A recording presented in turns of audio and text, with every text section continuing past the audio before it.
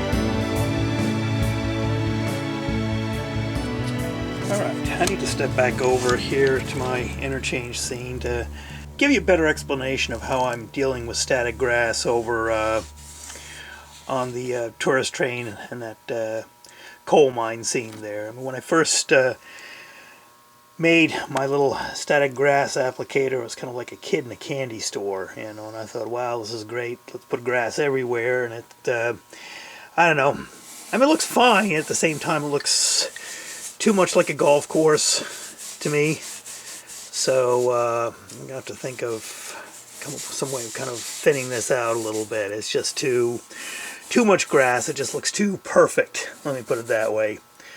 Too much like a lawn. So I kind of didn't, yeah. I mean, after thinking about this and looking at it, I don't like the way how it turned out over here. What I'm doing over in the mountain scene here, and also what I did some in the river scene, was first put down a layer of turf, fine turf everywhere, a mixture of it, you know, green and light green and brown, and a little bit of yellow to give the basic ground cover. And then just be very sparing with the static grass I put on. It makes it look, I think, you know, it makes it more, I guess, more out in the wild, less golf course-like. So, so I got some of the coarse turf here, the fine turf underneath to give it an overall green appearance, and then just a little touch of the static grass to give it that 3D effect. But it's all, it's not consistent, it's all kind of patchy. See, you got a thicker patch of grass here and there, kind of thins out a little bit. You see some of the colors coming through beneath, but there's just enough grass there to give it that, well, that 3D grassy looking effect, but without, hopefully without being overkill, you know, and allowing the rocks to naturally poke through like that. So anyway, yeah, I've got this section, given this upper part here a nice little touch of static grass. Now I'm going to start working on adding some more shrubbery, and actually start working and add some trees and loose boulders and stuff like that, more detail. So that's kind of what's going on next.